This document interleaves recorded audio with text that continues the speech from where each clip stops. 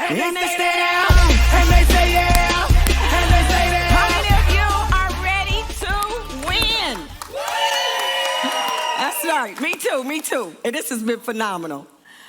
As I said, I'm Sherelle Jackson. I am a winner. You know, in the game of life, we all strategize to win. I mean, how many of you have goals? You've set goals. I know you have goals. You wanted to make so much money. You wanted to marry that guy. You wanted to marry that woman, get that girl. You wanted that house. You're looking to build your revenue. I mean, we are here because we want to win. And everybody who wants to win typically has transactions they're trying to close and goals they're trying to meet. Would you agree? Well, I'm gonna tell you something about this girl. This girl right here, she was born to win. Oh yeah, she came out of her mommy's womb, planning on the win. At 9 months old, I'm told she was walking. She was tying her shoe before the age of 2. She graduated from high school at 16 as valedictorian. She was gonna get the guy, she was going to get the job, and she was going to be the badass.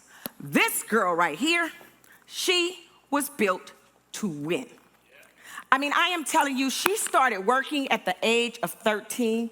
Yeah, can you believe that? Sound like child abuse, don't it? But the bottom line is, this girl right here, she was built to win. She came out of the womb planning to be a driver. The stories that have been told about this girl, how she would sit in the grocery store with her grandmother in the cart and say, why are the oranges orange and the apples not called red? I mean, she was so curious about the win, and she planned every single strategy, like the game of chess, to conquer and win. Isn't that what we do? Us ambitious leaders who are planning on winning, we set our goals. We have transactions that we want to close, and we strategically move in alignment with the win.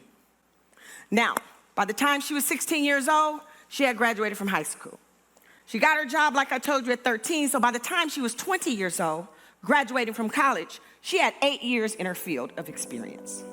She went into management and was in executive leadership before she was 25 years old. And she strategically found her man, the fine man who was the athlete, and I'm telling you, that man was fine. We got 3 fine kids, we had a fine lifestyle, and we were living the dream. People would have wanted to be who we were because we were winning. This woman right here, she had all of the awards and she was doing her thing. She was living her life in a way that it was admired. She was helping individuals. She was walking in alignment with impact. She was leading one of the top 100 firms in America. She was the only female in the top 100 firms and the only African American. And in spite of the adversity, she was doing what it took. How many of you overgive and overdo and over? How many of you do things nobody even asks you to do? In the name of I'm trying to help. They don't need your help, but you do it anyway. Because see, that's what we do, us overachievers. And that is how we win. But what actually happened is that at 4 years old, this little girl was told that I never wanted kids anyway. And at 4 years old, this little girl became an overachiever. This little girl was living a life of fear, and fear was driving every move that she made. You see, there was fear of abandonment. There was fear of being left out. There was the fear of getting it wrong. There was the fear of shame. She was riddled with fear, and yet she was driven to win. And while the win might have looked like the lifestyle, the career, the family, the accolades, the material things, what was really happening with her on the inside is she was literally dying. You see, fear can capture us all, and as a result of these barriers, we literally are making these game-changing decisions about our life without even thinking about the consequences. Because the decisions are tied to what we believe is the win, right? Like we want to win. How many of you experienced that? But let me tell you what happened to her. On January 3rd in 2019, this girl had a stroke. And her whole life changed.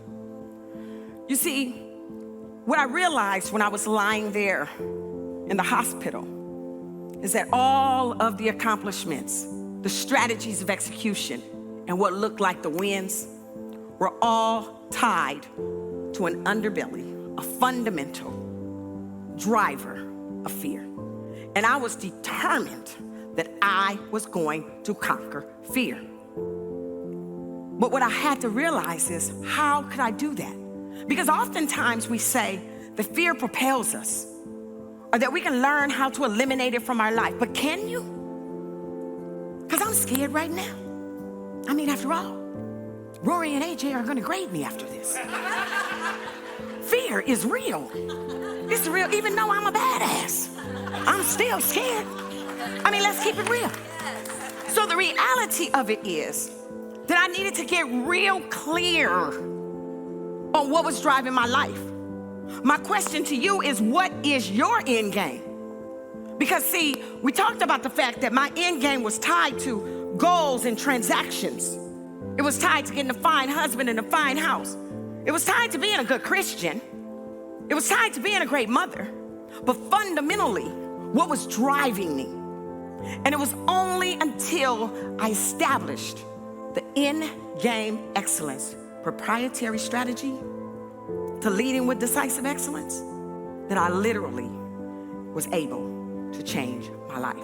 What happens with in-game excellence when you gain clarity is you begin to align your decisions, not to the goals and the transactions, but to the end game. You see, my end game is impact. My end game is abundance.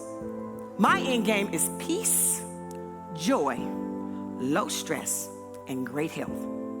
And the key about leading in alignment with your end game is that you don't compromise any decision that is not aligned.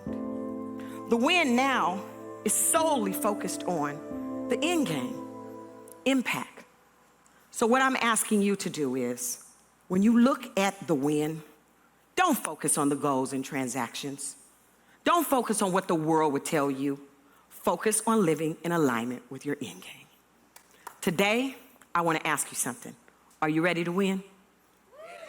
Then let's go. All I do is win.